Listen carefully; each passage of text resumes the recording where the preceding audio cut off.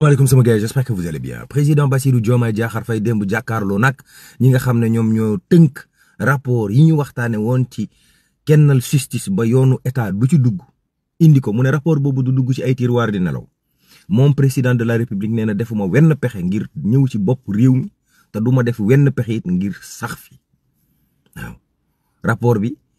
am na ci du taskatu xibaar yi seetlu ba ne je nii wii nii noonu maanaam tànk tàlliwut bankuut ndax dafa ni woon dafa naan recette ci conseil supérieur de la magistrature waaye magistrat yi seen bopp ñoo bëggut moom mu génn moom bëgg na daal xaw ma affaire yi jaxasoo na foofu Abdou Mbow daal ne 100 jours yi fi Pastef def sans faille dara lu baax defuñ ko fi Fouras Ismaïla Madior Fall Maïmouna Ndour Faye dafa ne ko jakot ne ko mbiri Didier Badji Fulbert Sambou ndax dafa dugg ci mbiri amnistie bi ñu fi wote woon mu ne ko loolu yëpp faase waale na ko ba mu yàgg mu gis coow li ne cobboy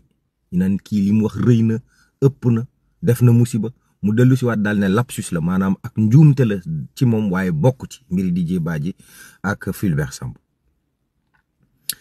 ci fan yi mujj fi président Macky Sall nekke dafa am wenn loi wenn marché bu ñu jox benn entreprise